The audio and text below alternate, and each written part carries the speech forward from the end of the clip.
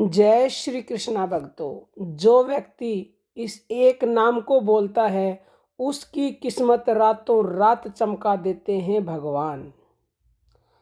भक्तों, कठोप उपनिषद में कहा गया है कि यह नाम ही ब्रह्म है और यही पर ब्रह्म है। इसी नाम को जान करके समझ करके जो मनुष्य जिस वस्तु को चाहता है उसको वही मिल जाती है। संध्या उपासना विधि के आदि में लिखा हुआ है कि अपवित्र हो पवित्र हो, मनुष्य किसी भी अवस्था में क्यों न हो, जो पुरुष भगवान पुंडरीकाक्ष का स्मरण करता है वह बाहर और भीतर से शुद्ध हो जाता है।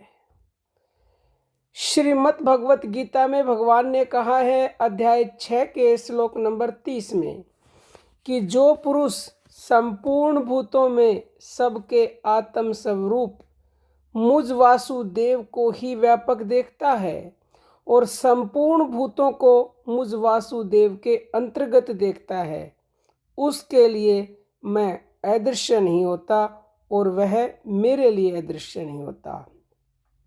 गीता अध्याय 8 में भगवान कहते हैं, हे अर्जुन, तू सब समय में निरंतर मेरा ही स्मरण कर और युद्ध भी कर। इस प्रकार मुझ में अर्पण किए हुए मन बुद्धि से युक्त होकर तू निसंदेह मुझको ही प्राप्त होगा। हे पार्थ, यह नियम है कि परमेश्वर के ध्यान के अभ्यास रूप योग से युक्त दूसरी ओर न जाने वाले चित्त से निरंतर चिंतन करता हुआ पुरुष परम प्रकाश स्वरूप दिव्य पुरुष को अर्थात परमेश्वर को ही प्राप्त होता है। गीता अध्याय 8 के श्लोक 14 में भगवान कहते हैं, हे अर्जुन, जो पुरुष मुझ में अनन्य चित होकर सदा ही निरंतर मुझ पुरुषोत्तम को स्मरण करता है, उस नित्य निरंतर मुझ में युक्त हुए योगी के लिए मैं सुलभ हूँ, अर्थात उसे मैं आसानी से ही प्राप्त हो जाता हूँ। गीता अध्याय 9 के श्लोक नंबर 22 में भगवान कहते हैं, जो अनन्य प्रेमी भक्तजन मुझ परमेश्वर को निरंतर चिंतन करते हुए निष्काम भाव से भजते हैं, उन नित्य निरंतर मेरा चिंतन करने वाले पुरुषों का योग क्षेम मैं स्वयं प्राप्त कर देता हूँ। यानी उनका हर कार्य भगवान स्वयं करते हैं।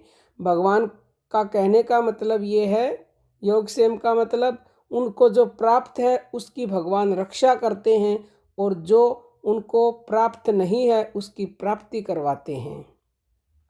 गीता अध्याय 12 में भगवान कहते हैं, परंतु जो मेरे प्राण रहने वाले भक्तजन संपूर्ण कर्मों को मुझ में अर्पण करके मुझ सगुण रूप परमेश्वर को ही अनन्य भक्ति योग से निरंतर चिंतन करते हुए भजते हैं, हे अर्जुन, उन मुझ में चित्त को लगाने वाले प्रेमी भक्तों का मैं शीघ्र ही मृत्यु रूप संसार समुद्र से उद्धार करने वाला होता हूँ। इसलिए हे अर्जुन, तू मुझ में मन को लगा और मुझ में ही बुद्धि को लगा। इसके उपरांत तू मुझ में ही निवास करेगा, अर्थात मेरे को ही प्राप्त होगा, इसमें कुछ भी संशय नहीं है। गीता अध्याय 18 में भगवान कहते हैं, हे अर्जुन, तू सब कर्मों को मन से मुझ में अर्पण करके तथा स्मत्व बुद्धि रूप योग को अवलंबन करके मेरे प्राण और निरंतर मुझ में चित वाला हो। तो भक्तों, इस प्रकार से जो व्यक्ति भगवान नाम को जपता है, अनन्य चित्त से भाव से सब कुछ उसके ऊपर अर्पण कर देता है, तो उसकी किस्मत रातों रात चमका देते हैं भगवान। एक पल की भी देरी नहीं लगाते, बशर्ते कि हम निरंतरता से और पूरी विश्वास के साथ और अनन्य भाव से और उस नाम को जान लें कि वो भगवान का नाम क्या है और केवल उस नाम को ही जपें, तो फिर हमारी किस्मत चमकने में एक पल की भी देरी नहीं लगेगी। देरी है तो हमारी वजह से, क्योंकि ना हमें उस नाम पर भरोसा है, ना विश्वास करते हैं और ना ही उस नाम को जानते हैं कि वो नाम क्या कर सकता है। भगवान नाम ब्रह्मांड का सबसे शक्तिशाली नाम है।